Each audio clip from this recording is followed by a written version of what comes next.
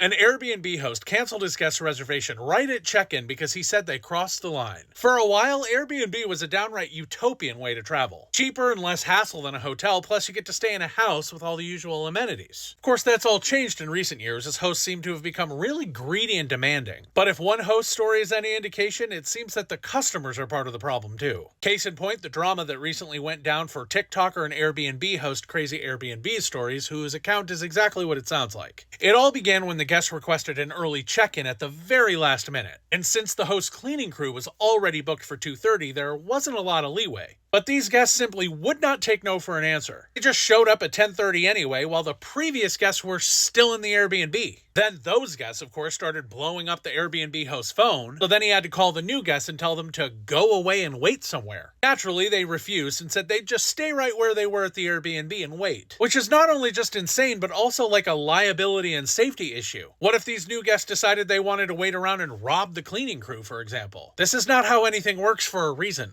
Anyway, the host understandably had enough and just canceled their reservation right then and there. And honestly, who can blame him? Like, I don't know about you, but I've stayed in a lot of Airbnbs in my day. Not one of them has ever lined up properly with the arrival of my flight. There's always some time killing involved. It's just part of the deal. Like, I know you're a paying customer and all, but that doesn't mean you get to call the shots. It doesn't even mean that at a hotel, let alone when you're staying in someone's home. Like, with all due respect, these people are nuts, and I'm firmly team host here. I mean, if this is how they handled check-in, imagine how they would have treated his house for a week. There's no doubt about the fact that Airbnb has become a deeply frustrating experience in recent years. But it seems like part of the problem is that people's sense of entitlement has skyrocketed, and nobody's obligated to just put up with it, no matter how much money has been exchanged.